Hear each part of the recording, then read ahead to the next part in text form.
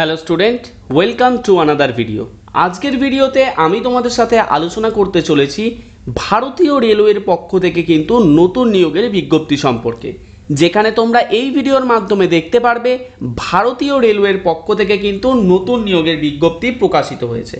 আর এই ভিডিওর মাধ্যমে আমরা এছাড়াও জানবো এখানে টোটাল ভ্যাকেন্সি কতগুলি আছে, এলিজিবিলিটি ক্রাইটেরিয়া কি আছে, আবেদন কি করে করতে হবে, এক্সাম প্যাটার্ন ও সিলেবাস কি থাকবে, এক্সাম সেন্টার, এছাড়াও অ্যাপ্লাই করার লাস্ট ডেট সম্পর্কে। তো চলো অফিসিয়াল নোটিফিকেশানে চলে যাওয়া যাক, যেখানে ভারতীয় রেলওয়ের পক্ষ থেকে কিন্তু একটি শর্ট নোটিফিকেশান জারি হয়েছে। তো আমরা কিন্তু এখন শর্ট নোটিফিকেশান ওপেন করে নিয়েছি, যেখানে তোমরা দেখতে পাচ্ছ কোন কোন ওয়েবসাইটের থ্রু তোমরা আবেদন করতে পারবে। আহমেদাবাদ, আজমির, ভোপাল, ভুবনেশ্বর, বিলাসপুর, চণ্ডীগড়, চেন্নাই, গুয়াহাটি, জম্মু, শ্রীনগর, কলকাতা, মালদা, মুম্বাই, মুজাফফরপুর, পাটনা, প্রয়াগরাজ, রাঁচি, এছাড়াও দেখো সেকেন্দ্রাবাদ, শিলিগুড়ি, ব্যাঙ্গালোর, গোরক্ষপুর, এই সমস্ত জায়গা থেকে কিন্তু তোমরা আবেদন করতে পারবে, যেটি দেখো এখানে উল্লেখ করা আছে। এবার চলো আমরা পার্টে পার্টে ব্যাপারগুলো দেখে নিই। যেহেতু এটা শর্ট নোটিফিকেশান, তাই যেটুকু আছে আমরা সেটুকুই ডিটেলসে আলোচনা করার চেষ্টা করব। এরপরে লং নোটিফিকেশান যখন আসবে সেটা নিয়েও তোমাদের সাথে আলোচনা করে দেব।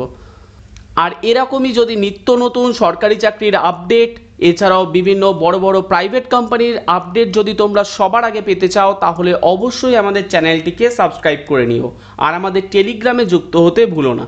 তো চলো দেখে নিই। প্রথমেই এখানে দেখো লেখা আছে এই যে অ্যাপ্লিকেশানটা, যেখানে নাকি অ্যাডভার্টাইজমেন্ট নাম্বার দেখো এখানে উল্লেখ করা আছে। এখানে কিন্তু প্যারামেডিক্যাল পোস্টে কিন্তু নিয়োগ হচ্ছে রেলওয়ের তরফ থেকে। এখানে ফর্ম ফিল আপ কিন্তু হবে অনলাইনে, যেটি দেখো এখানে উল্লেখ করা হয়েছে। আর তার সাথে সাথে কোন কোন ওয়েবসাইটের থ্রুতে হবে, জোন ওয়াইজ এখানে দেখো ওয়েবসাইটের নামগুলোও কিন্তু উল্লেখ করা আছে। এরপরে চলো আমরা দেখে নিই আরও এখানে ডিটেলস সম্পর্কে, যেখানে তোমরা দেখতেই পাচ্ছ government of India ministry of রেলওয়ের পক্ষ থেকে কিন্তু এই নিয়োগটি করা হচ্ছে। এখানে তোমরা নোটিশ নাম্বার দেখতে পাচ্ছ। এছাড়াও দেখো এখানে লেখা আছে অনলাইনের থ্রুই কিন্তু তোমরা অ্যাপ্লিকেশান করতে পারবে। আর তার সাথে সাথে তোমরা কিন্তু এই অ্যাপ্লিকেশান করতে পারবে 8/9/2025 পর্যন্ত, সেটিও দেখো এখানে উল্লেখ করা হয়েছে। এরপরে দেখো ওপেনিং ডেট অফ অ্যাপ্লিকেশান কিন্তু শুরু হতে চলেছে 9ই আগস্ট 2025 থেকে। আমরা কিন্তু অনেক আগে তোমাদের জানিয়ে দিলাম যেটি চলবে 8ই সেপ্টেম্বর পর্যন্ত। অর্থাৎ এরকমই তোমরা আগে আগে যদি নিউজ পেয়ে যেতে চাও, তাহলে অবশ্যই আমাদের সাথে যুক্ত হয়ে যেও। এরপরে দেখো কোন কোন পোস্টে নিয়োগ হচ্ছে। দেখো এখানে নার্সিং সুপারিনটেন্ডেন্ট পদে কিন্তু নিয়োগ হচ্ছে, যেখানে পে লেভেল 7 অনুসারে তোমাদের বেতন কাঠামো থাকছে। এছাড়াও তোমরা দেখতে পারবে ইনিশিয়াল তোমাদের 44,900 টাকা পেমেন্ট করা হবে। মেডিকেল স্ট্যান্ডার্ড কিন্তু এক্ষেত্রে C1 চাওয়া হয়েছে। আর তার সাথে সাথে বয়স চাওয়া হয়েছে 1/1/2026 হিসাবে 20 থেকে 40 বছরের মধ্যে। এখানে কিন্তু টোটাল ভ্যাকেন্সি আছে 272টি। এছাড়াও দেখো এখানে আছে ডায়ালিসিস টেকনিশিয়ান, যেখানে কিন্তু পে লেভেল 6 অনুসারে বেতন কাঠামো আছে। আর এখানে ইনিশিয়াল তোমাদের যে টাকা দেওয়া হবে সেটি কিন্তু 35,400 টাকা। এখানে কিন্তু মেডিকেল স্ট্যান্ডার্ড চেয়েছে তোমাদের B1, বয়স হতে হবে 20 থেকে 33 বছরের মধ্যে, যেখানে 4টি ভ্যাকেন্সি আছে। এরপরে আছে দেখো হেলথ অ্যান্ড ম্যালেরিয়া ইন্সপেক্টর, যেখানেও পে লেভেল 6 অনুসারে তোমাদের বেতন কাঠামো আছে। এখানে কিন্তু তোমাদের মেডিকেল স্ট্যান্ডার্ড চাওয়া হয়েছে C1। এরপরে দেখো বয়স তোমাদের এখানে 18 থেকে 33 বছর চেয়েছে। আর এখানে মোট ভ্যাকেন্সি আছে 33টি। এরপরে দেখো ফার্মাসিস্ট, যেখানে কিন্তু পে লেভেল 5 অনুসারে বেতন কাঠামো আছে। স্যালারি তোমরা দেখতে পাচ্ছ কত পেয়ে যাবে। এখানে কিন্তু মেডিকেল স্ট্যান্ডার্ড বলেছে C2। এছাড়াও বয়স কিন্তু 20 থেকে 35 বছরের মধ্যে যে কোনো কেউ আবেদন করতে পারবে। টোটাল ভ্যাকেন্সি যদি দেখো এখানে কিন্তু 105টি ভ্যাকেন্সি আছে। এছাড়াও দেখো রেডিওগ্রাফার, এক্স-রে টেকনিশিয়ান, আর এখানেও কিন্তু পে লেভেল 5 অনুসারে তোমাদের বেতন কাঠামো রাখা হয়েছে। কিন্তু এখানে মেডিকেল স্ট্যান্ডার্ড হিসাবে তোমাদের B1 মেডিকেল স্ট্যান্ডার্ড চাওয়া হয়েছে, যেখানে বয়স কাঠামো 19 থেকে 33। আর টোটাল ভ্যাকেন্সি এখানে আছে কিন্তু 4টি।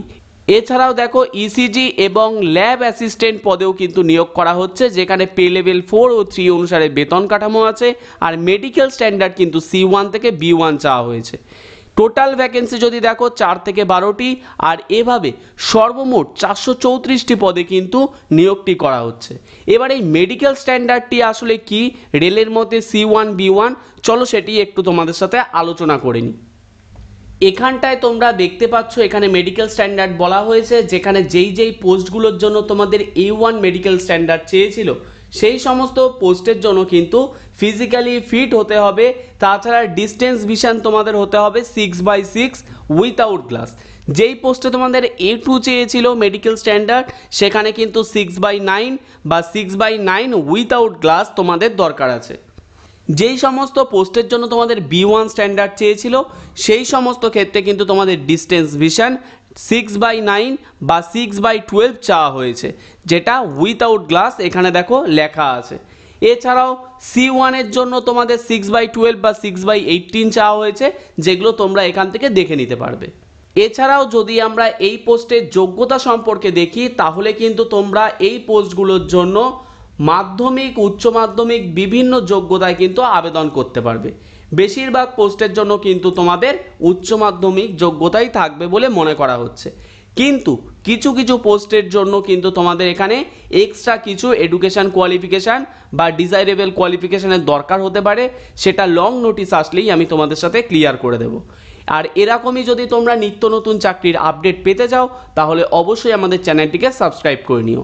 আর তার সাথে সাথে এই পিডিএফটিকে তোমাদের যদি দরকার হয়, তাহলে অবশ্যই আমাদের টেলিগ্রাম চ্যানেলে যুক্ত হয়ে এই পিডিএফটিকে সংগ্রহ করে নিতে পারো।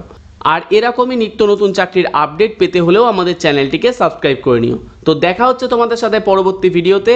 আজকের মতো এতটুকুই, ধন্যবাদ।